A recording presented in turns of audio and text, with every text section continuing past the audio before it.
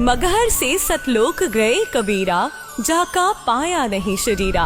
सर्व सृष्टि रचनहार कबीर परमेश्वर जी के 507वें निर्वाण दिवस के उपलक्ष्य में दिनांक 6 से 8 फरवरी 2025 को नेपाल सहित भारत के 11 सतलोक आश्रमों में 3 दिवसीय महासमागम का आयोजन किया जा रहा है। इस शुभ अवसर पर दहेज मुक्त विवाह, रक्तदान शिविर, नेत्र व दंत जांच चिकित्सा, आध्यात्मिक प्रदर्शनी, विशाल सत्संग और विशाल भंडारे का आयोजन किया गया है। आप सभी को इस अद्वितीय कार्यक्रम में सादर आमंत्रित किया जाता है। आपसे विनम्र आग्रह है कि अपने परिवार सहित इस कार्यक्रम में पधार कर इस आयोजन की शोभा बढ़ाए और जगत गुरु तत्वदर्शी संत रामपाल जी महाराज के सानिध्य में होने वाले इस विशाल सत्संग व अमृतमय भंडारे का आनंद प्राप्त करें। इस भव्य कार्यक्रम का आयोजन सभी सतलोक आश्रमों में किया जाएगा। इस कार्यक्रम का सीधा प्रसारण सतलोक आश्रम श्री धनाना धाम, तहसील गोहाना, जिला सोनीपत, हरियाणा से आप 8 फरवरी 2025 को सुबह 9:10 से साधना टीवी चैनल, संत रामपाल जी महाराज यूट्यूब चैनल और स्पिरिचुअल लीडर संत रामपाल जी पर देख सकते हैं।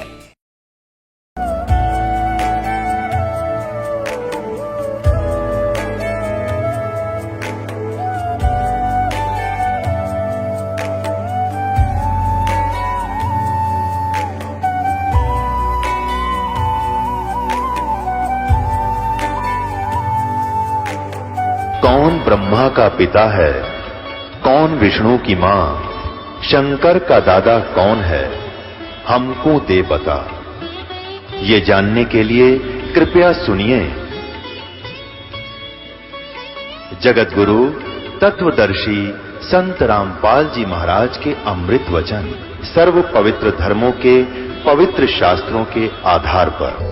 सत साहिब दर्शकों, मनुष्य अपने जीवन में अनेकों भक्ति साधनाएं करता है और इस उम्मीद में रहता है कि इन सभी भक्ति साधनाओं से मेरा जीवन सुखमय हो जाएगा। दर्शकों, ऐसी ही कहानी थी झज्जर हरियाणा के रहने वाले विजय जी की। विजय जी ब्रह्मा विष्णु महेश से लेकर शेरावाली माता तक की सभी की पूजा किया करते थे। ये सभी देवी देवताओं के व्रत भी रखते थे और साथ ही साथ आर्य समाज से भी जुड़े हुए थे। दर्शकों, इन सभी भक्ति साधनाओं को करने के बाद भी विजय जी का जीवन बीमारियों से घिरा हुआ था। इन्हें ऐसी बीमारी थी जिससे वह 22 साल से जूझ रहे थे। विजय जी इस बीमारी से निजात पाने के लिए बड़े से बड़े डॉक्टरों को दिखा चुके थे, लेकिन फिर भी इन्हें कोई राहत नहीं मिल रही थी। दर्शकों, आज विजय जी का कहना है कि मेरी जिंदगी तब बदली जब मुझे संत रामपाल जी महाराज की शरण मिली। संत रामपाल जी महाराज द्वारा बताई गई भक्ति साधना से मुझे अद्वितीय लाभ मिल रहे हैं। दर्शकों, आखिर संत रामपाल जी महाराज अपने शिष्यों को कौन सी भक्ति साधना बता रहे हैं जिसे अपनाने से लोगों को अद्वितीय लाभ मिल रहे हैं? आइए जानते हैं इसके पीछे की सच्चाई क्या है। सुनते हैं विजय जी की कहानी, उन्हीं की जुबानी। नमस्कार सर। सत साहिब जी। सर, क्या नाम है आपका? विजयदास जी। विजय जी, आप कहाँ से हैं? गांव कलोई, जिला झज्जर, हरियाणा से। संत रामपाल जी महाराज से नाम दीक्षा आपने कब ली?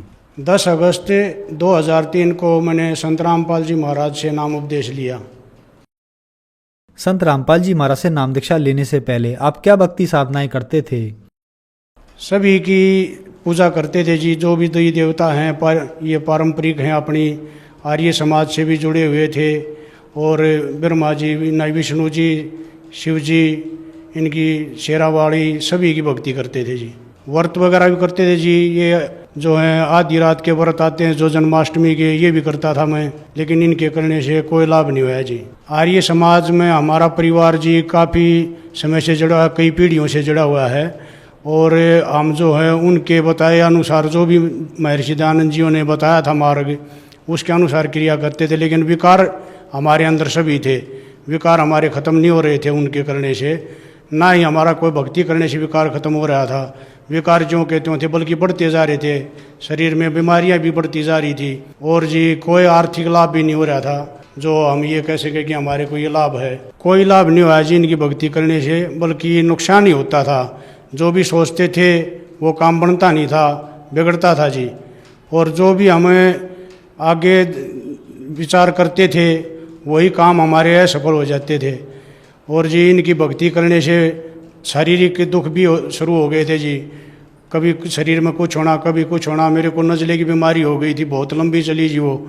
और मैं हर जगह मैंने दवाई खाई, हरियाणा में भी सब जगह जो भी बताई, पंजाब में भी, मैं यूपी में भी, सब जगह गया जी दवाई लेने के लिए। कोई आराम नहीं मिलता था जी मेरे को। और मैं बहुत परेशान था जी। रात को मेरे को खांसी उठती थी, मेरा सांस रुक जाता था जी, नाक टपकते थे, बहुत बुरा हाल हो जाता था जी। सर, इन सब परेशानियों से जूझते हुए आप संत रामपाल जी महाराज की शरण में कैसे आए? सर, मैं जहाँ पे सर्विस करता हूँ वहाँ पे एक अजमेर भगत जी थे। वो संत रामपाल जी महाराज से जुड़े हुए थे। और उनके साथ मेरी जो है ज्ञान चर्चा लगा लो, आपस में बहस होती थी इस विषय में, भक्ति के विषय में। अजमेर भगत जी ऐसे ऐसे बताते थे कि संत रामपाल जी महाराज जो है गीता जी में ऐसे लिखा है, वेदों में ऐसे लिखा है। तो मैं उससे बहस करता था कि महर्षि दयानंद के अलावा आज तक किसी ने वेदों के बारे में, गीता जी के बारे में नहीं बताया। ऐसा संत ये कौन है जो ये ज्ञान देता है? मैं तो इनसे मिलना चाहूँगा। तो अजमेर भगत जी ने बताया कि करोथा आश्रम है, वहाँ पे मेरे गुरुजी हैं, उनसे आप मिल सकते हो। तो ऐसे जो मेरे को वहाँ पर जाने का अवसर मिला। वो अजमेर भगत जी मेरे को लेके गए संत रामपाल जी महाराज के आश्रम में। तो मैं वहाँ पे गया तो मेरे को संत रामपाल जी महाराज के आश्रम में करोथा गया। तो वहाँ से मैंने संत रामपाल जी महाराज से नाम उपदेश लिया और उसके बाद मेरा जीवन ही बदल गया। सर, संत रामपाल जी महाराज से नाम दीक्षा लेने के बाद आपको क्या लाभ प्राप्त हुए? सबसे बड़ा लाभ तो मेरे को जी ये होया कि मेरे को जो है ना मोक्ष मार्ग मिला और मैं जो है मेरा जीवन सफल हो गया जी। मैं बहुत परेशान था। इन जो पारिवारिक जो हमारी जो भक्ति थी उनसे और संत रामपाल जी महाराज की शरण में आने के बाद आर्थिक लाभ भी होया जी, आध्यात्मिक लाभ भी होया। और जी मैं बहुत नशे पते करता था जी, जिनसे पूरा परिवार परेशान रहता था जी। और संत रामपाल जी महाराज की शरण में आने के बाद मेरे सब नशे छूट गए जी। और जी मेरा एक्सीडेंट हो गया 2014 में सर। वो उसमें मेरे एक्सीडेंट में जान जानी थी जी। मैं कोई उम्मीद नहीं थी, डॉक्टरों ने जवाब दे दिया था कि इसका कोई वो मतलब उम्मीद नहीं है बचने की। लेकिन मालिक संत रामपाल जी महाराज की दया से मेरे को जीवन दान मिला और मैं बिल्कुल ठीक हो गया। और आज मैं अपना काम जो है ड्यूटी भी कर रहा हूँ और बिल्कुल स्वस्थ हूँ जी। संत रामपाल जी महाराज की कृपा से आज मैं आपके सामने बिल्कुल स्वस्थ खड़ा हूँ जी। और मेरे नज़ले की बीमारी थी सर, वो जो मैं सब जगह इलाज करवा चुका था। टीबी हॉस्पिटल में, पीजीआई में, राजस्थान में, पंजाब में, जिसने भी जहाँ बताया इसके इलाज के लिए मैं वहीं गया जी। ये 22-23 साल से था जी मेरे। और संत रामपाल जी महाराज की शरण में आने के बाद, उनसे नाम उपदेश लेने के बाद मेरे को कोई बीमारी नहीं रही जी। बिल्कुल स्वस्थ हो गया मैं। नज़ला तो ऐसे हो गया जैसे मेरा कभी होया ही नहीं था। पीजीआई में दिखाया था सर मैंने, टीबी हॉस्पिटल में दिखाया था, डॉक्टरों के नाम तो मुझे याद नहीं है। सरकारी हॉस्पिटल ही में इलाज करवाया था मैंने। गुड़गांव में, मेदांता में भी मैंने इलाज करवाया जी। वहाँ से भी कोई आराम नहीं हुआ मेरे को। मैं धोखा पूजी भी बहुत की जी मैंने। जिसने भी जहाँ बताया मैंने ये कोशिश की कि मेरी बीमारी ठीक हो जाए, वहाँ पर धोख लगाया, वहाँ चले जाओ, ऐसे कई जगह गया जी मैं, लेकिन कोई आराम नहीं हुआ था जी मेरा। संत रामपाल जी महाराज से नाम उपदेश लेने के बाद मेरी बीमारी ये बगैर दवाई के ठीक हो गई सर। मैंने कोई भी दवाई नहीं लेनी पड़ी इस चीज मतलब नज़ले की भक्ति करने से, नाम की कमाई से मेरा जो है ना बिल्कुल जो शरीर जो है ना स्वस्थ हो गया। संत रामपाल जी महाराज से जिस दिन से मैंने नाम उपदेश लिया है 2003 से आज तक मेरे कोई बीमारी नहीं है। सभी मेरे नशे पते सब छूट गए। जो भी मैं सब नशे करता था मैं, सब नशे मेरे नाम उपदेश लेते ही छूट गए। पता नहीं मालिक की कैसी रजा हुई, मेरा नशा करने को दिल ही नहीं करता। और ना ही नशे को मतलब छूने, बीड़ी शराब तम्बाकू इनको छूने का भी दिल नहीं करता। पीने की तो बहुत बड़ी बात है। ये सिर्फ संत रामपाल जी महाराज की कृपा है जो मैं आज बिल्कुल स्वस्थ हूँ और मेरे सभी विकार और शरीर के कष्ट सब ठीक हो गए जी। सर, आपका परिवार 3 पीढ़ियों से आर्य समाजी है। आर्य समाज का और संत रामपाल जी महाराज का काफी समय से मतभेद चल रहा है, क्या कारण है सर, क्या कहना चाहेंगे? सर, संत रामपाल जी महाराज ने आर्य समाज से कोई वो नहीं था, द्वेष नहीं था। उन्होंने जो है ना सच्चाई बताई है, सत्यार्थ प्रकाश के बारे में उन्होंने विस्तार से बताया है, उसको खोल के देखा है। हम तो सिर्फ सुना था, हम तो सुनी सुनाई बातों पे लगे हुए थे, आर्य समाजी बने हुए थे, लेकिन विकार सारे करते थे जी। उनमें जब संत रामपाल जी महाराज ने हमारे को सत्यार्थ प्रकाश खोल के दिखाया तो हमारे को ज्ञान होया कि इसके अंदर तो कोई भी ज्ञान का या समाज सुधार का या आध्यात्मिक मार्ग का कोई भी ज्ञान नहीं है। इसमें तो समाज को बिगाड़ने वाली बातें हैं, सुधारने वाली तो एक भी बात नहीं है। इसमें लिखा है कि 24 साल की लड़की, 48 साल का लड़का, ये विवाह का जो है ना उत्तम समय है। कोई भी आर्य समाजी आज के दिन कोई 48 साल लड़का या 24 साल की लड़की करके शादी नहीं करता। शादी की उम्र तो यही है, 20 साल की लड़की, 18 साल की लड़की, 24-25 साल का लड़का। लेकिन उसमें लिखा है कि 48 साल का लड़का और 24 साल की लड़की का जो है ना उत्तम जो है विवाह का समय होता है, जो कि बाप और बेटी की एज का अंतर हो जाता है, जो कि बिल्कुल भी समाज सुधारक बातें नहीं हैं। उन्होंने लिखा है कि सूर्य पे जो है सृष्टि रचना है, वहाँ पर मनुष्य रहते हैं, वेदों को पढ़ा जाता है। इस तरह की झूठ बोल रखी हैं, जो कि सूर्य एक आग का गोला है, उस पर कोई भी ऐसा वो नहीं है जो वहाँ पर सृष्टि हो या जीव रहता हो। सत्यार्थ प्रकाश में तो जी ऐसी ऐसी बातें लिखी हैं जो कि मैं आपको यहाँ पर बता भी नहीं सकता। आप खुद पढ़ के देख लेना चौथे समूलास को, उसमें क्या क्या लिखा हुआ है।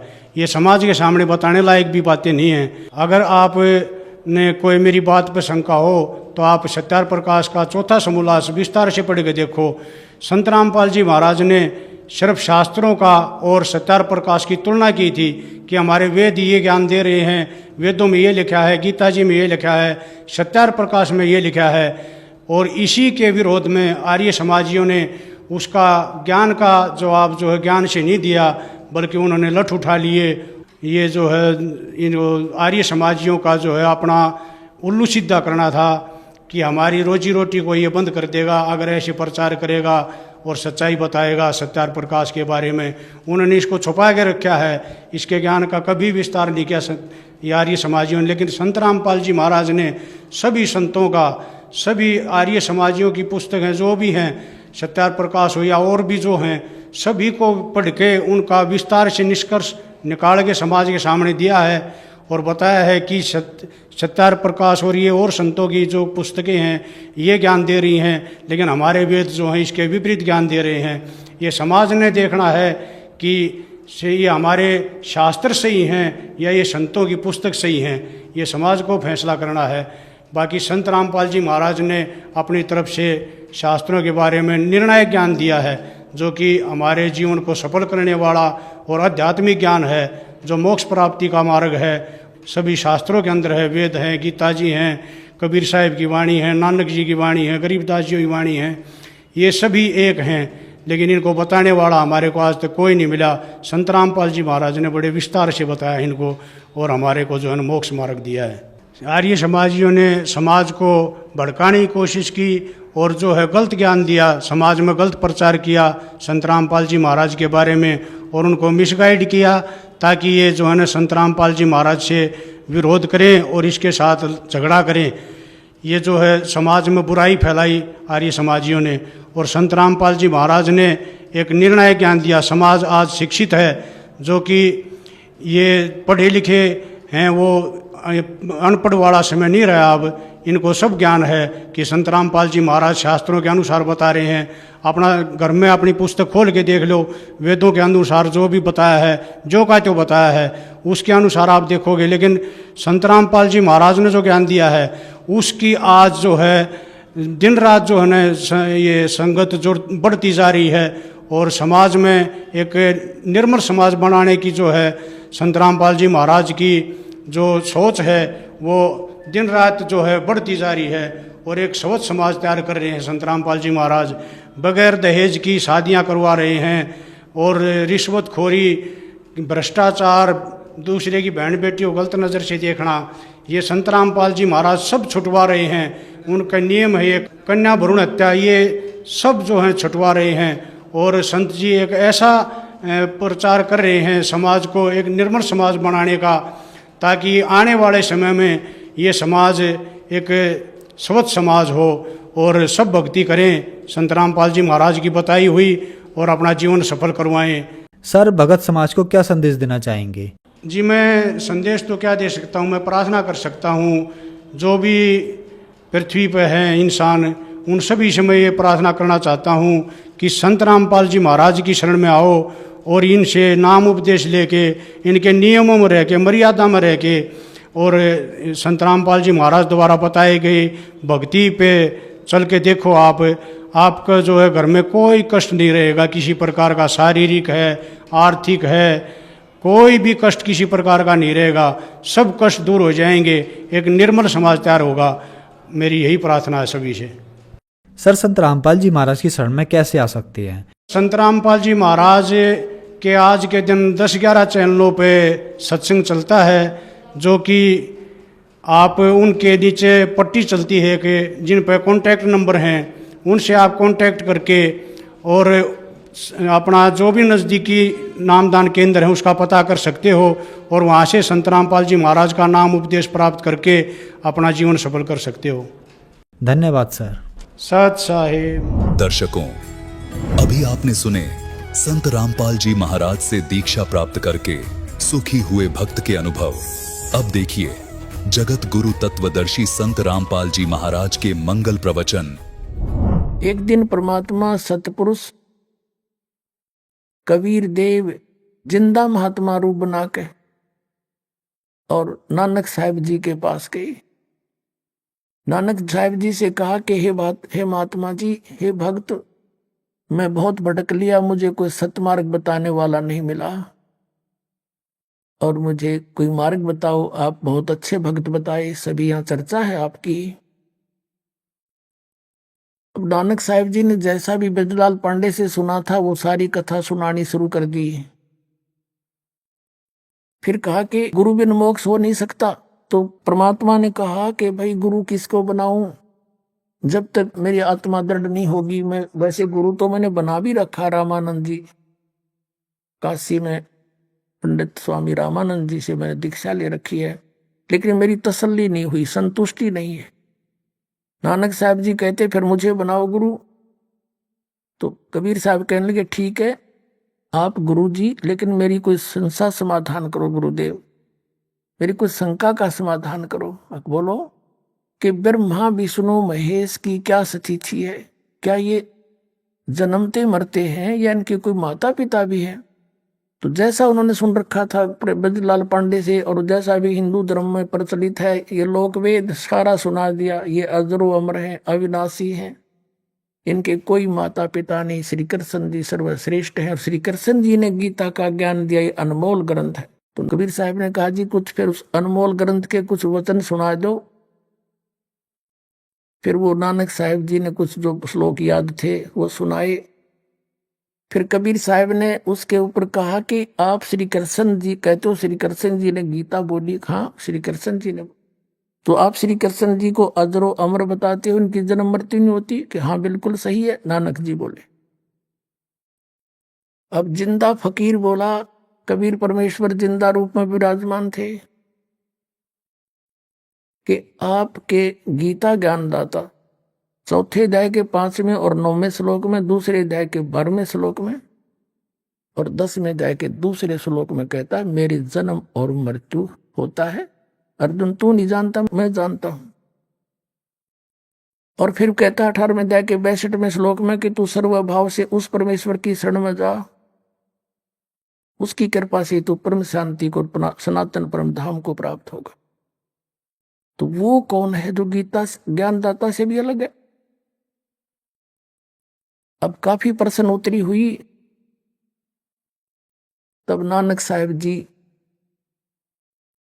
अक्षुब्ध हो गए और उनकी चर्चा सुनकर जो स्नान करने सुबह सुबह भगत जाते थे 50-60 वो भी बैठ गए चारों तरफ। जब नानक साहिब जी की अरुचि देखी, नाराज होते देखे, परमात्मा उठकर चल पड़े कि महाराज नाराज ना हो, हम तो शंका समाधान चाहते थे, आप नाराज ना उठकर चल पड़े। जब वो जा लिए काफी दूर, जब पूछा कि ये कौन था, उन्होंने ये कौन था जो आपको गुरुजी बोल रहा था, तब श्री नानक साहिब जी ने कहा कि ये नीच जात था, काशी का जुलाहा धानक, और हमारे ब्रह्मा विष्णु महेश को कहता है तो नासवान है। इसको जवाब आया नहीं, उठ के चला गया। तो सब अब अपने काम लग गए। श्री नानक जी भी स्नान करके अपने काम चले गए, लेकिन उनका जख्म हो गया अंदर। एक सच्ची बात कही, गीता आकर देखी दोबारा उन्होंने, कोई बात तो सारी सत्य कहे थे, और मन में यूं कह के एक बार फिर वो आवे संत भक्त, फिर चर्चा करूं। कुछ दिनों के बाद, महीने 2 महीने 6 महीने उनको खूब तड़फा के फिर इसी तरह प्रतिदिन स्नान करने जाते थे, और इसी खोज में थे शायद कितने दिखाई दे जाए, फिर बात करूं। स्नान करने के लिए तैयारी थी, कपड़े निकाल रखे थे, नौकरों को दे दिए थे, वो लिए खड़े थे नानक साहिब की। अपना जो नहाने के लिए एक वस्त्र रखते हैं शरीर पे, वही शेष था। इतने में परमात्मा केवल नानक साहब को दिखाई देते। उनकी खुशी का ठिकाना नहीं रहा, जिंदा महात्मा के रूप में आए। और थोड़ी सी दूर नानक साहब भी चले गए आगे कि आओ भक्त, आओ भक्त, आपके इंतजार थी मुझे। वहां पर बहुत से लोग स्नान कर रहे थे, वो देखने लगे कि ये नानक साहब किसको बातें कर रहा है। कुछ एक कहने लगे, आप पे कहने लगे भगत, आप बोलिया करो भगत, तो भाई ये पता नहीं कौन से मूड में बैठा है। तो दोनों बैठ गए। कबीर साहब केवल नानक साहब जी को दिखाई देते, अन्य को नहीं। काफी देर चर्चा हुई, सब विस्तार से मालिक ने बताया, और कहा कि सचखंड है, सतलोक है, उसमें सतपुरुष रहता है, उसकी भक्ति से मोक्ष होगा, वो अकाल मूर्त है। नानक साहब ने कहा कि हमने तो कभी स्वर्ग से ऊपर सुना नहीं। तो कहते हैं नानक साहब जी ने ये शर्त रखी कि आप मुझे ढूंढ दो दरिया में, तो मैं आपको गुरु बना लूं, तेरी सारी बात सुनूंगा। ये कहकर छलांग लगा दी दरिया में। कबीर साहब ने वहीं से अंतर्धान किया उनको, और जिधर से अब सटरी में जिधर से जल आ रहा था उसी साइड में ले गए। काफी देर जब नानक साहब बाहर नहीं आए तो सबको चिंता होगी। सब ने जान लिया कि डूब गया, डूब गया। सुल्तानपुर नगर शहर में पूरा सब आग की तरह बात फैल गई। भागे आए, उसकी बहन मूर्छित होगी, बहन रोने लगी बुरी तरह, मेरा भाई मर गया। बहुत चिंता का विषय बन गया। सुल्तानपुर के नवाब तक बातें गई। उन्होंने नौकर भेज दिए जाल डालने के लिए, गोताखोर भेज दिए। वो ढूंढ रहे डाउन स्ट्रीम में, वो ले गए अप स्ट्रीम में। बहुत दूर ले जाकर 3-4 किलोमीटर वहां बैठा लिए नानक साहब की। दोनों की काफी देर चर्चा हुई परमात्मा के साथ। फिर नानक साहब ने कहा कि मुझे सचखंड दिखा दो भगवान, फिर मैं मानू। शरीर को वहां छोड़ा, आत्मा लेकर चल पड़े। जैसे गरीबदास जी को लेकर गए थे, जैसे धर्मदास जी को लेकर गए थे, जैसे दादू साहब जी को लेकर गए थे, जैसे मुल्कदास साहब जी को लेकर, जैसे गीसा दास साहब जी को लेकर गए थे, ऐसे इनको भी लेकर गए। वहां जाकर देखा परमात्मा दूसरे रूप में स्थिर बैठे हैं। जब परमात्मा ऊपर बैठे हैं ओवरऑल कंट्रोलर के रूप में, करोड़ सूर्य मिला दे करोड़ चंद्रमा, ऐसा चेहरा मालिक का, ऐसा स्वरूप है उनके। एक रोमकूप की ऐसी शोभा है। एक बहुत बड़े गुम्बद में विराजमान है, बहुत बड़े गुम्बद में,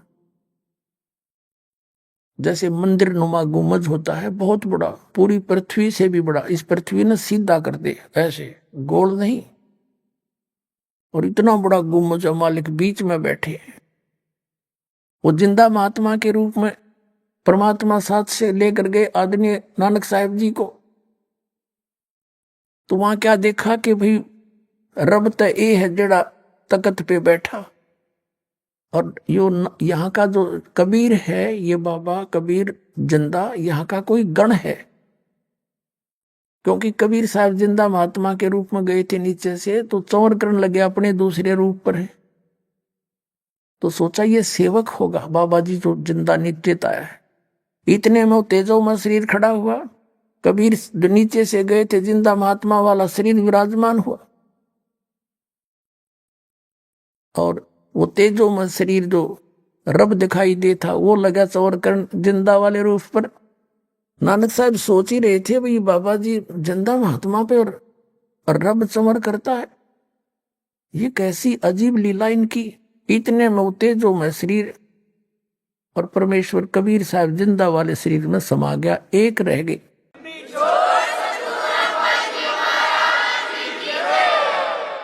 असंख्य करोड़ ब्रह्मांड के ओवरऑल कंट्रोलर के रूप में वो जिंदा महात्मा विराजमान है, चंवर अपने आप घूम रहा है। नानक साहब जी देख रहे हैं कि ये तो सचमुच रब ही था जो नीचे गया था, ये काल मूर्त स्वयं ही था। भया एक से दो, जैसे रामानंद जी को मिले थे, स्वामी रामानंद जी को भी दिखाए थे, उपरादरणीय रामानंद जी को भी, तब उन्होंने कहा था दो ठोर है एक तू, भया एक से दो, कह रामानंद हम कारणे तुम आए हो मगजो। और यही आदरणीय नानक साहब जी के साथ घटना घटी। और तब परमात्मा ने कहा कि आयम कबीर, मैं कबीर हूं, अल्लाह अकबर हूं, मैं कबीर देव हूं। और काशी में बनारस में एक धानक रूप में रहता हूं, जुलाहे का काम करता हूं। प्यारी आत्मा, जब मोक्ष चाहिए आपको, सतनाम लेना मेरे से, वहां सतनाम दूंगा। और वो जाप करना होगा 2 अक्षर का है, उससे आपका मोक्ष होगा। वहां तो कहते हैं कोट जन्म तन ब्रह्मत हो गए, कुछ नहीं हाथ लगा रे, कुकर सुकर खरबा बोरे, कौआ हंस बगारे। परमात्मा ने कहा कि तेरे बहुत असंख्य जन्म हो लिए, जब से हमसे मिलने से पहले वो गए बर्बाद आपके। राजा अम्बरीश आप थे, राजा जनक आप थे, और अब आप स्वयं नौकर बन बैठे। और यदि हम तुमसे नहीं मिलते तो जीवन व्यर्थ हो जाता है। अपने आत्माओं, यहां समस्या आती है कि पवित्र सिख समाज इस बात को मानने को तैयार नहीं है कि नानक साहिब जी के कोई गुरु थे। वो कहते हैं स्वयं ही परमात्मा ही मिले थे उनको, और हम भी यही कहते हैं कि वो परमात्मा ही मिले थे उनको। वो कहते अकाल मूर्त मिले थे, हम भी कहते हैं अकाल मूर्त मिले थे। और वो कहते, हम कहते हैं उनको कबीर मिले थे, धानक जुल्हा काशी वाला मिले थे। तो यहाँ सिख समाज के गले या बात उतरती नहीं कि नहीं, ऐसा नहीं हो सकता। तो पुण्यात्माओं, प्रमाणों के सामने फिर किसी की जोर नहीं चलता। हमारे प्रमाण फिर सबको मनाएंगे कि सचमुच ऐसा ही है। अब आपको दिखाते हैं एक झलक कि नानक साहब के गुरु थे कबीर साहब, जिंदा महात्मा रूप में आए थे। अभी दिखाते हैं।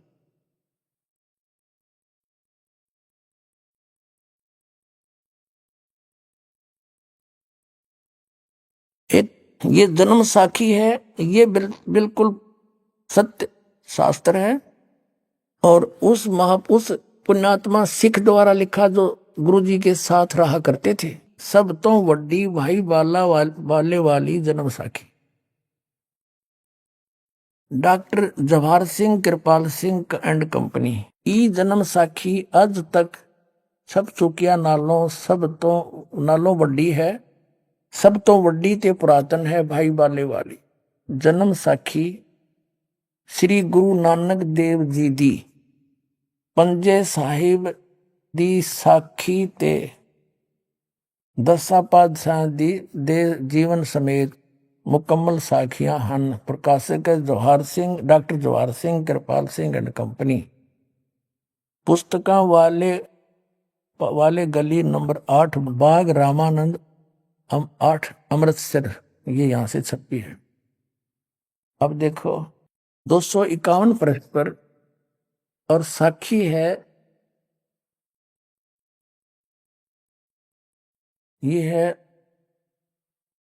ये सिद्धानाल गोष्ठी, ये कोई प्रकरण है सिद्धानाल गोष्ठी। और नीचे है साखी होर चली, आगे साखी होर चली।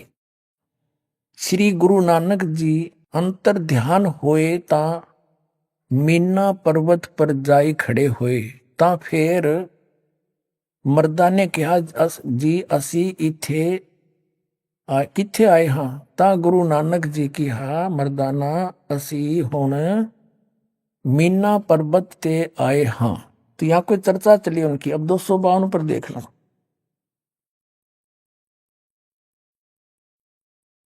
252 पृष्ठ पर आगे ता गुरु नानक जी की हा मर्दाना असी 16,000 जोजन ऊपर आए हाँ आए हैं।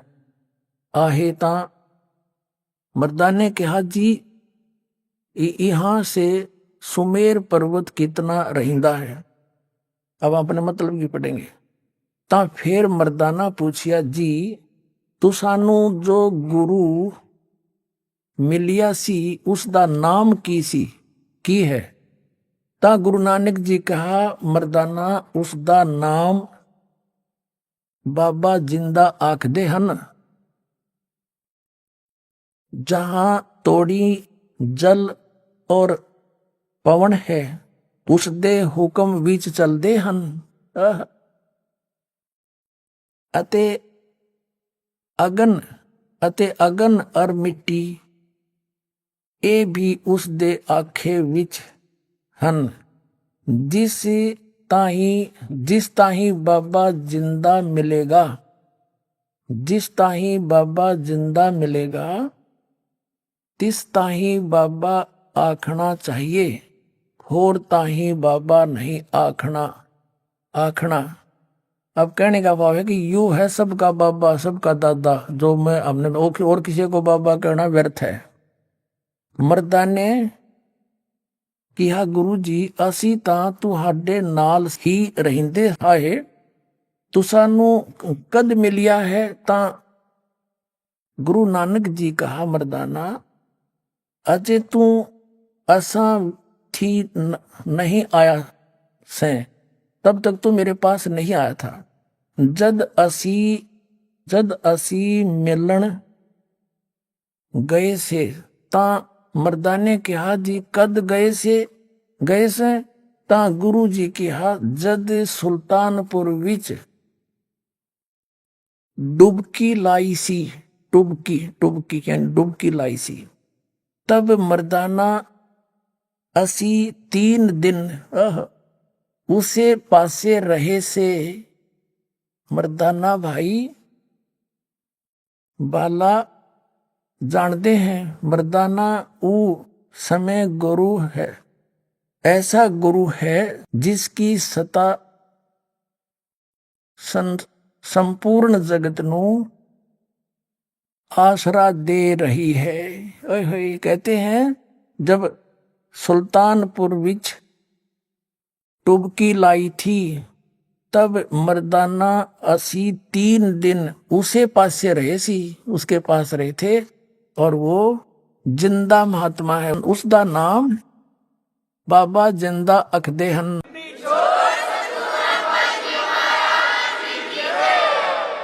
अब एक और कंसेप्ट क्लियर करें। एक बार गुरु नानक साहिब जी की और एक काजी की गोष्ठी हुई, तब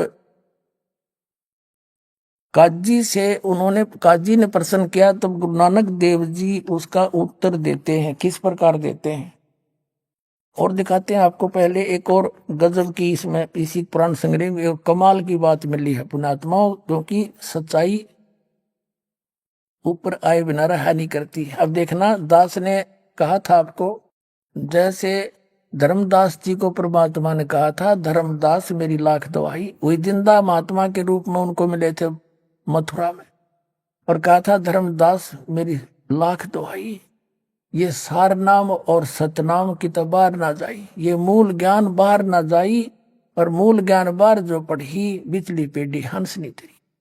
तो ये क्या बताते हैं नानक साहिब जी। मर्दाना ने पूछा कि भगवान, नानक साहब बताते हैं कि मैं जब सतपुरुष से मिला वहां सचखंड में, तो उस सब के पालनहार विष्णु के पास में गया, तो उसने मुझे कहा था कि तुम वापस जाओ और तुम्हें सतनाम देने का आदेश दिया है, और जो आज्ञा वही करना। तो नानक साहब जी कहते हैं कि जो आप कहोगे उसको सतनाम दूंगा और को नहीं दूंगा। ये देखना, पृष्ठ 75 पर 74 है ये। साखी सचखंड दी, यहां देखना नीचे। आगे साची सचखंड दी चली।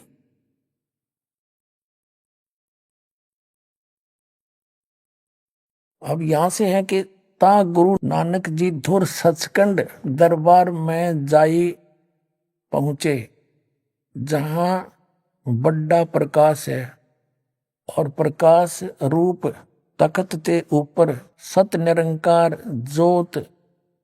ज्योति पुरुष बैठे हैं, ज्योति स्वरूप बैठे हैं। अब ये प्रकाश निराकार बिना आकार का नहीं, पुरुष बैठे हैं, स्वरूप बैठे हैं, ज्योत स्वरूप बैठे हैं। संपूर्ण भगत अवतार हाथ जोड़ के खड़े हैं। पुणात्मा कई भक्त आए हैं जो पंजाबी जानते अच्छी तरह, दास पे ना पढ़ा ज्यादा, तुम भी मनतावत इसी है, पर कोशिश करूंगा पूरी समझाने की। फिर भी दास से कुछ फर्क रह जा, तुम खुद पढ़ते रहियो। यहाँ लिखा है कि सत संपूर्ण भगत अवतार हाथ जोड़ के कर खड़े हैं। अते बाबा नानक जी ऊ जो कोटान सूरज के समान प्रकाश, कोटान यानी कोटों सूरज के समान प्रकाश है, कोटान चंद्रमा जैसा शीतल इसका प्रकाश है। उस सच्चे प्रकाश विखे प्रवेश किया, उस ज्योत रूप भगवान की उस्तत करी यानी प्रार्थना करी। आगे आगे उस पुरुष निरंकार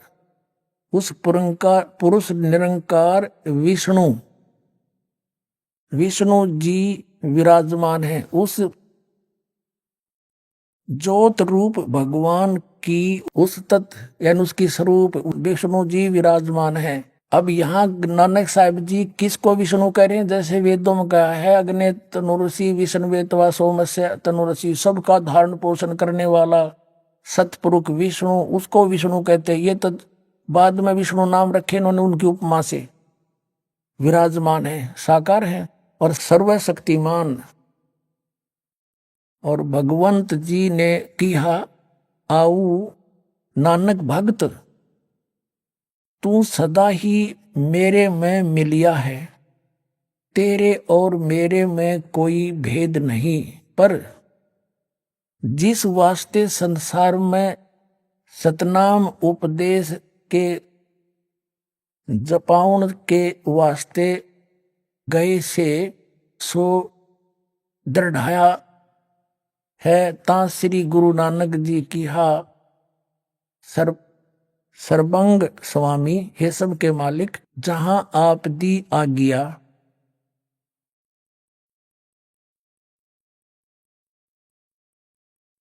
अब 276 पे, जहां आपकी आज्ञा तहां सतनाम दा चक्कर फेरिया है, जहां जहां आपका हुक्म होएगा तहां तहां सतनाम का चक्कर फेरेंगे।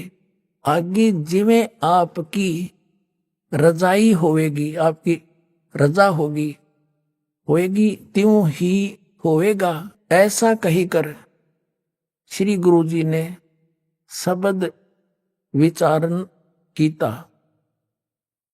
स्तुति है यार, स्तुति। अपने आत्मा हो गया क्लियर।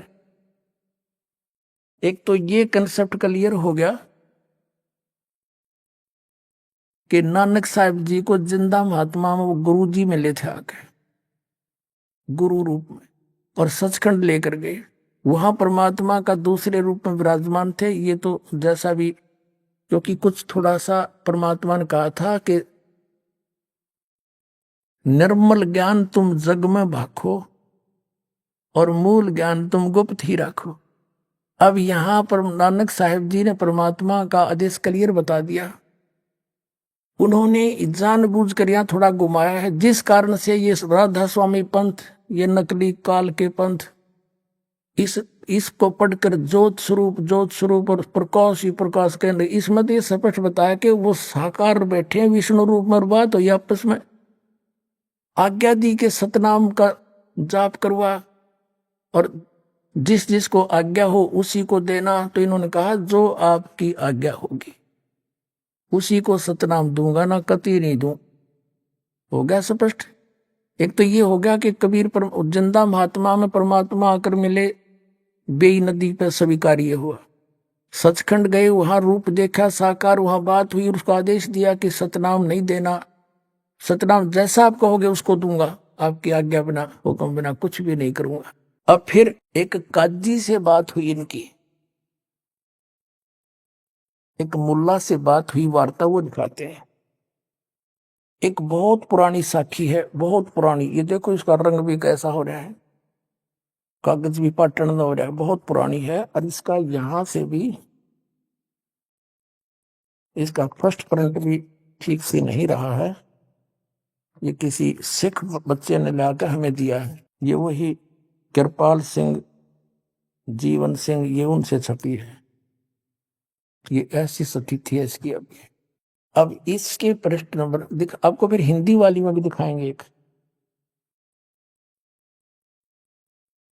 इसमें लिखा कि इसके 122 पृष्ठ पर देखिएगा, 122 पृष्ठ पे ये है सुआल काजी रुकन दीन सुरा। ये रुकन दीन को सुरा ये काजी है। तो हम यहां पढ़ेंगे, इनकी आपस में वार्ता हो रही है। तो नानक साहब ने कहा, नानक आखे रुकन दीन सच्चा सुनो जवाब, चारों कूट और सलाम कर, ता ऊ होवे सवाब, ता तू ही होवे सवाब। कहते हैं खालक आदम सिरजिया, आलम बड़ा कबीर। ओए हाय, कहते हैं खालक आदम सिरजिया, जिस खालक ने, जिस परमात्मा ने तुम्हारा आदम की रचना की, आदम हुआ आदम की, और वो आलम बड़ा कबीर, वो सबसे बड़ा सर्वशक्तिमान परमात्मा कबीर है। हाय हाय,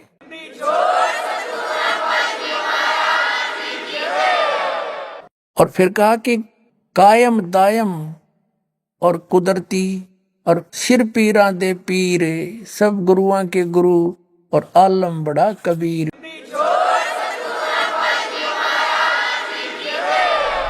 अभी आपने सुने संत रामपाल जी महाराज के मंगल प्रवचन। आइए अब सुनते हैं संत रामपाल जी महाराज से नाम दीक्षा लेकर सतभक्ति करके अद्भुत लाभ प्राप्त करने वाले अनुयायी के विचार। दर्शकों, आज मनुष्य के पास सब कुछ है। उसके पास पैसा भी है, उसके पास गाड़ी भी है और रहने के लिए अच्छा घर भी है। लेकिन दर्शकों, इतना सब कुछ होने के बावजूद भी सभी मनुष्य मानसिक रूप से पीड़ित हैं।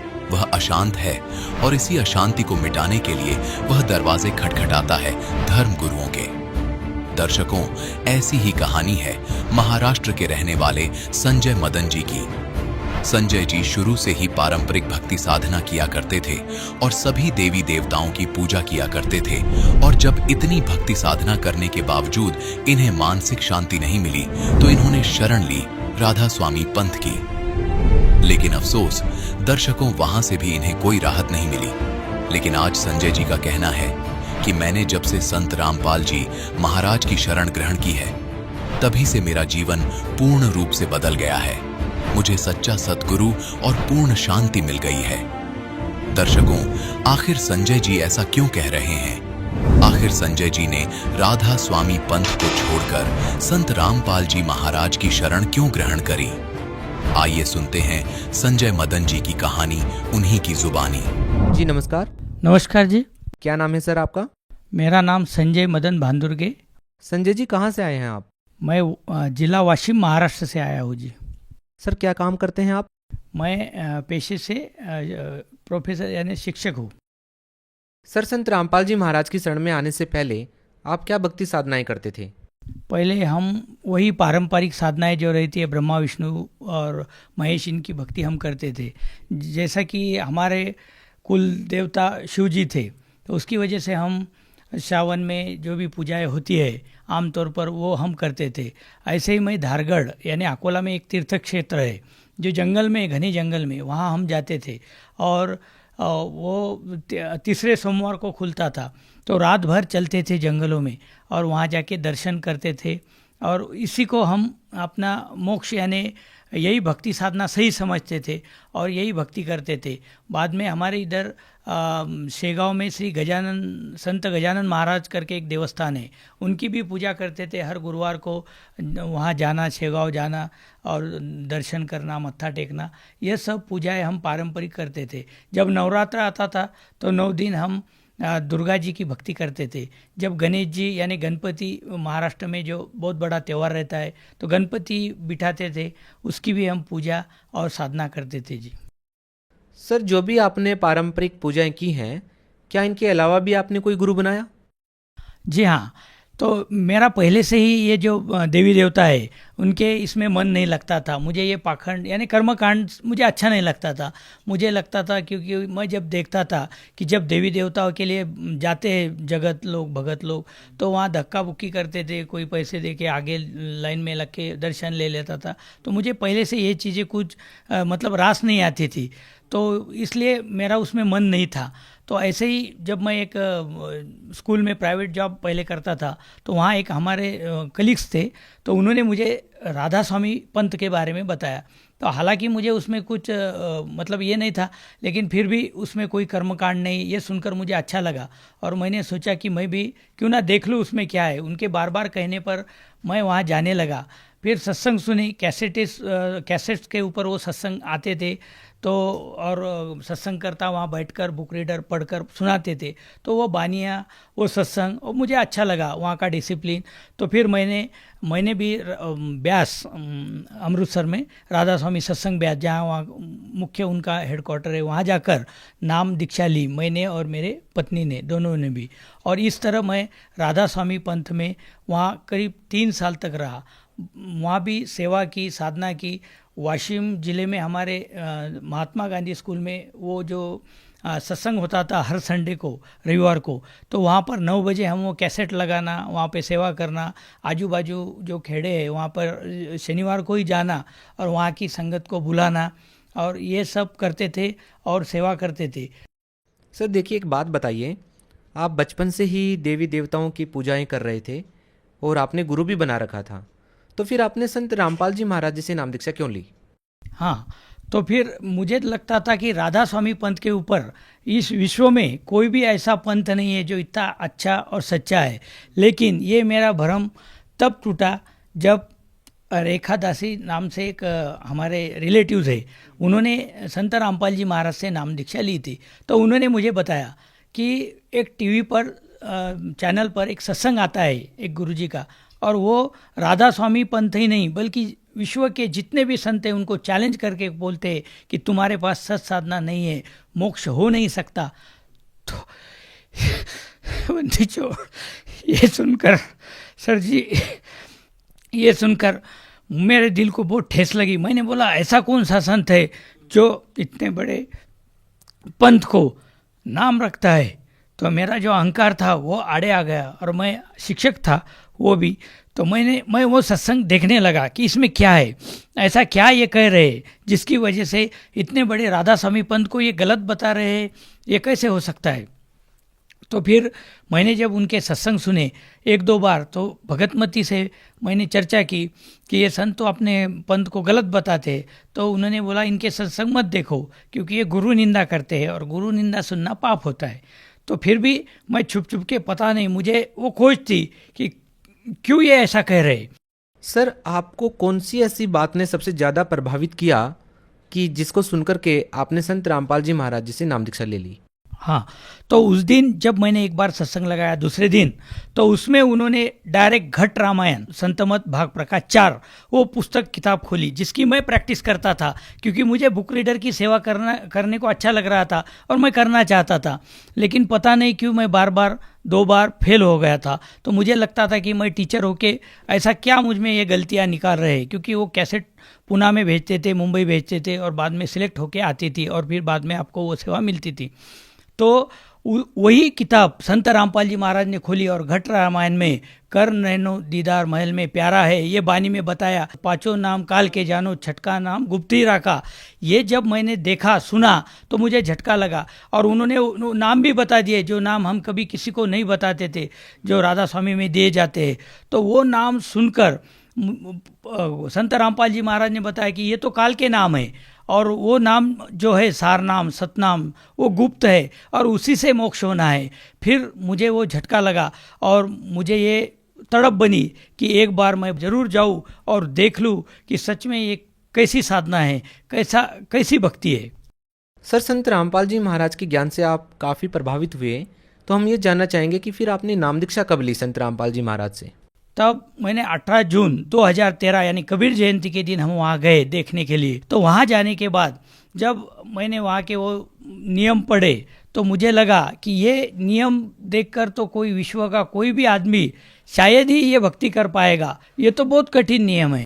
सर, अगर नियम की बात करें तो हम आपसे ये जानना चाहेंगे कि संत रामपाल जी महाराज के क्या क्या नियम थे? नियम तो सिंपल थे। नियम ऐसे थे कि जैसे दारू, मांस, तंबाकू, बीड़ी, सिगरेट नहीं पीना है, अन्य देवी देवताओं की पूजा नहीं करनी है, क्योंकि गीता जी में बताया है, हे अर्जुन तू सर्व प्रकार से सर्व देवी देवताओं की, ये 33 करोड़ देवी देवताओं की भक्ति मुझको अर्पण कर, मैं तुझे सर्व पापों से मुक्त कर दूंगा। और उस तत्वदर्शी संत की तलाश कर और उसकी तलाश करने के बाद ही तुझे परम शांति सनातन धाम यानी सतलोक मोक्ष की प्राप्त होगी।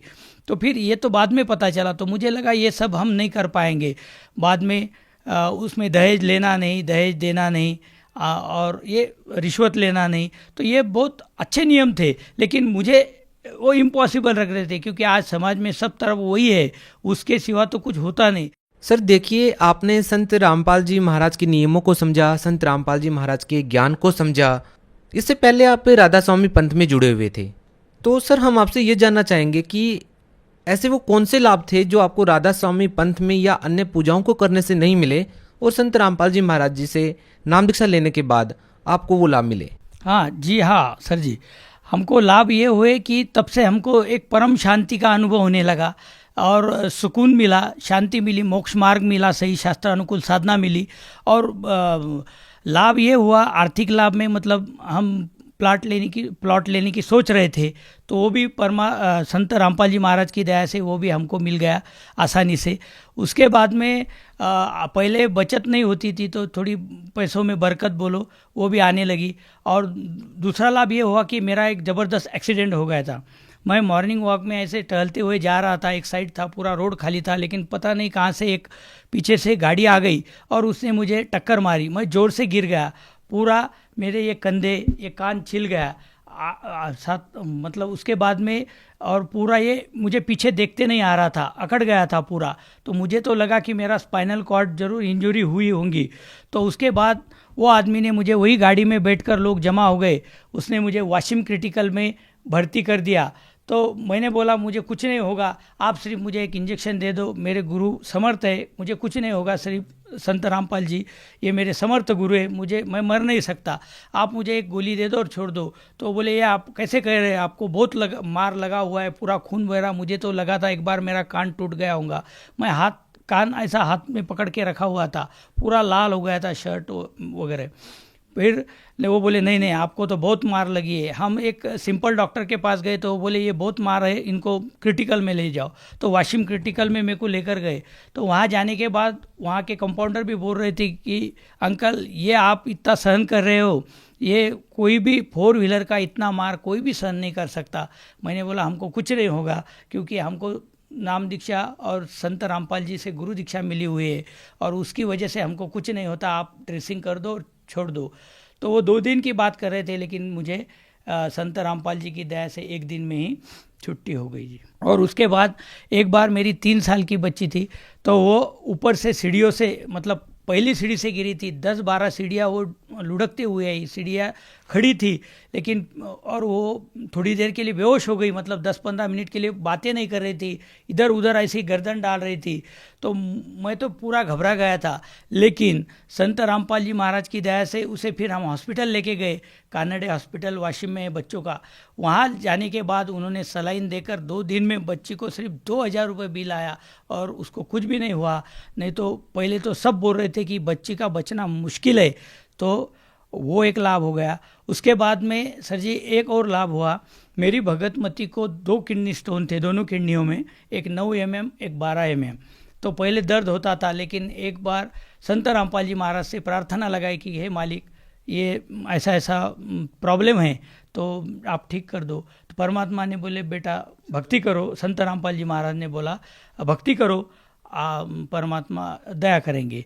तो उसके बाद में उसका वो दर्द भी आज तक नहीं हुआ। उसकी वेन भी एक ब्लॉक थी, उसको मतलब हर महीने 2-4 महीने भी वो कभी भी गोलियां ख़त्म नहीं होती थी कि दूसरी बीमारी पहली ख़त्म कि दूसरी चालू, पहली ख़त्म, ऐसा चालू रहता था। तो फिर वेन ब्लॉक हो गई, फिर उसको भी नागपुर दिखाया, औरंगाबाद दिखाया, जितने भी है डॉक्टर न्यूरोलॉजिस्ट है, कोई बोलता था इधर ब्रेन को दिखाओ, चेस्ट वाले को दिखाओ, हार्ट वाले को दिखाओ, न्यूरोलॉजिस्ट को, सब किए, लेकिन वो भी अब उसको चक्कर आते थे। वो भी अब संत रामपाल जी की दया से वो भी दर्द उसका पता नहीं कहाँ चला गया, वो भी अब कम हो गया। तो इस तरह बहुत लाभ हो गए। सर देखिए, आप प्रोफेसर हैं, कॉलेज में इंग्लिश पढ़ाते हैं, तो हम आपसे ये जानना चाहते हैं कि आपका बाबाओं के ऊपर इतना विश्वास कैसे है? क्योंकि आप मेडिकल सुविधाएं ले सकते हैं आज के युग में, तो आप शिक्षित होने के नाते हम आपसे ये बात पूछ रहे हैं कि आपका बाबाओं के ऊपर, खासकर संत रामपाल जी महाराज पर आपका विश्वास इतना कैसे है? सर जी मेरा भी ऐसा ही पहले मानना था, क्योंकि जो हम आम समाज में धारणाएं देखते हैं कि बाबा लोग लूटने के लिए होते हैं, और अभी तो ये मीडिया में जो इनके कांड आते हैं तो ऐसा लगता है कि सचमुच बाबा वगैरह कुछ नहीं, बस घर में रहो भक्ति करो। लेकिन जब संत रामपाल जी महाराज का ज्ञान सुना, उनके प्रूफ देखे, तो मतलब और उनका जो बिहेवियर है, मतलब उनकी जो भक्ति साधना है वो इतनी ऑथेंटिक है, इतनी शास्त्रानुकूल साधना है कि आप उसे मना कर ही नहीं सकते। और ये मोक्ष मार्ग उन्होंने बताए हुए सिद्धांतों से ही होगा, क्योंकि उन्होंने अपने बानियों में, अपने इसमें संत गरीबदास जी महाराज, नानकदास जी महाराज जिनको मिले, उनके इतने प्रूफ अपने सामने रखे। तो ये सब सुनकर, देखकर, प्रत्यक्ष देखकर, उनके अनुभव जानकर, समझकर ये प्रमाण हो गया कि गुरु के सिवा चारा नहीं है। विज्ञान ने इतनी प्रगति कर ली, लेकिन भगवान के सामने विज्ञान कुछ नहीं। विज्ञान यानी क्या है? विशेष ज्ञान। अब जो परमात्मा ने सब बना के रखा हुआ है, संत रामपाल जी महाराज अपने सत्संगों में बताते हैं कि देखो सूरज तो सुबह उगने वाला है, अब हम उनको खोज के कुछ कैलकुलेशंस करके मतलब उस पर संशोधन करके 20-20 साल तक ये बताए कि कल 6 बजे उगने वाला है, कल 5:55 पर, तो फ़ायदा क्या हुआ? वो तो उगने वाला है, उगते ही आ रहा है। यानी यही है विज्ञान। क्या है? जो ब्रह्मांड चल रहे हैं, जिसके वचन से चल रहे हैं, वो आदि शक्ति है। और इतना सब होके आदमी फिर मरता क्यों है? विज्ञान बचाता क्यों नहीं लोगों को? तो हाँ, कैंसर ठीक क्यों नहीं होता? और यहाँ पे केवल नाम मात्र से इतनी शक्ति है संत रामपाल जी महाराज के, इसमें नाम मात्र से नशा छूट जाता है, बड़ी बड़ी बीमारियाँ, कैंसर, लाइलाज बीमारियाँ ठीक हो जाती है। तो फिर भगवान क्यों नहीं है? मतलब भगवान के आगे कुछ हो ही नहीं सकता। इसलिए हमें मानना पड़ेगा कि परमात्मा, संत रामपाल जी महाराज ने जो ज्ञान दिया है कि परमात्मा है और भगवान है, भगवान के सिवा अपन कुछ भी नहीं है। क्योंकि आदमी पर जब बड़ा संकट आता है तो ऊपर की ओर देखता है। वो क्यों देखता है? फिर डॉक्टर की तरफ क्यों नहीं भागता? डॉक्टर भी अक्सर ये बोलते हैं, उनको भी बीमारियां हो जाती है, वो भी बोलते हैं कि आप भगवान के हाथ में। तो आखिर में ये सब जाल है काल का, जो हमें भ्रमित रखता है कि यहाँ पे विज्ञान कुछ नहीं, ये सब परमात्मा का बनाया हुआ संसार है। सर, आप भगत समाज को क्या संदेश देना चाहेंगे? मैं सारे भगत को, समाज को यही संदेश, मतलब वो तो परमात्मा संत रामपाल जी महाराज दे रहे हैं अपने पुस्तकों से, जीने की राह, जगण्याचा मार्ग, ज्ञान गंगा, ये पुस्तकों से दे ही रहे, social media, Twitter, Facebook, Instagram पर। लेकिन मैं एक प्रार्थना दास की है सबको कि जो भी आज परमात्मा को खोज रहे तो अपना व्यर्थ समय मत गवाओ, इधर उधर मत भटको। आप केवल 6 महीने या ज़्यादा से ज़्यादा, बहुत ही मतलब जिसको समझ नहीं आता, 1 साल तक संत रामपाल जी महाराज के सत्संग सुनो, आपको सारी सृष्टि रचना, सारा आध्यात्मिक ज्ञान हो जाएगा। ये संसार कैसे बना है, क्या बना है, ये मालूम होगा, और शास्त्र अनुकूल साधना कैसे की जाती है इसका सही ज्ञान होगा, और इसी से मोक्ष है, अन्य किसी चीज़ से मोक्ष नहीं है। सर, अगर आज के दिन कोई संत रामपाल जी महाराज से जुड़ना चाहता है और आपकी तरह जैसे आपको संत रामपाल जी महाराज से नाम दीक्षा लेने के बाद लाभ मिले हैं, अगर कोई व्यक्ति संत रामपाल जी महाराज से जुड़ना चाहे तो कैसे जुड़ सकता है? अभी टीवी चैनलों पर जो भी सत्संग आते हैं या ज्ञान गंगा किताब भी आपको मिलती है SMS द्वारा फ्री में, तो उसके नीचे जो नंबर है आप फ्लैश होते हैं, दिखते हैं, उस पर आप कॉल करो तो हर जिले में नामदान सेंटर संत रामपाल जी महाराज ने सब पर दया करके बनाए हुए हैं। आप वहाँ जाकर निःशुल्क नाम दीक्षा प्राप्त करके और चलते फिरते भक्ति कर सकते हो। कोई कर्मकांड नहीं, कुछ नहीं, सिर्फ नाम जपना है, और इस जन्म मरण के दीर्घ रोग से अपने को छूटने का यही एकमात्र पर्याय संत रामपाल जी महाराज ने बताया है, जो आपको सहज ही प्राप्त हो सकता है। उस नंबर पर कांटेक्ट कीजिए और जल्दी से संत रामपाल जी महाराज की शरण में आ जाइए। आपको सर्व लाभ होंगे, आर्थिक, शारीरिक और मोक्षिक भी होगा। बहुत बहुत धन्यवाद। नमस्कार जी।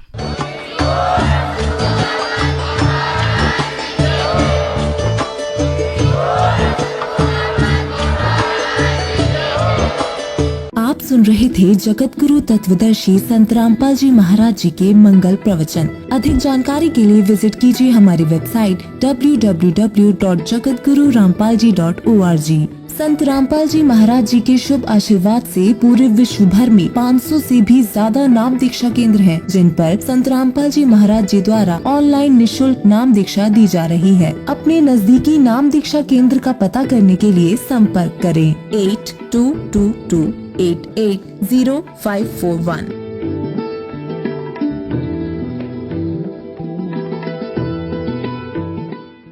मगहर से सतलोक गए कबीरा, जाका पाया नहीं शरीरा। सर्व सृष्टि रचनहार कबीर परमेश्वर जी के 507वें निर्वाण दिवस के उपलक्ष्य में दिनांक 6 से 8 फरवरी 2025 को नेपाल सहित भारत के 11 सतलोक आश्रमों में 3 दिवसीय महासमागम का आयोजन किया जा रहा है। इस शुभ अवसर पर दहेज मुक्त विवाह, रक्तदान शिविर, नेत्र व दंत जांच चिकित्सा, आध्यात्मिक प्रदर्शनी, विशाल सत्संग और विशाल भंडारे का आयोजन किया गया है। आप सभी को इस अद्वितीय कार्यक्रम में सादर आमंत्रित किया जाता है। आपसे विनम्र आग्रह है कि अपने परिवार सहित इस कार्यक्रम में पधार कर इस आयोजन की शोभा बढ़ाए और जगत गुरु तत्वदर्शी संत रामपाल जी महाराज जी के सानिध्य में होने वाले इस विशाल सत्संग व अमृतमय भंडारे का आनंद प्राप्त करें। इस भव्य कार्यक्रम का आयोजन सभी सतलोक आश्रमों में किया जाएगा। इस कार्यक्रम का सीधा प्रसारण सतलोक आश्रम श्री धनाना धाम, तहसील गोहाना, जिला सोनीपत, हरियाणा से आप 8 फरवरी 2025 को सुबह 9:10 से साधना टीवी चैनल, संत रामपाल जी महाराज यूट्यूब चैनल और स्पिरिचुअल लीडर संत रामपाल जी पर देख सकते हैं।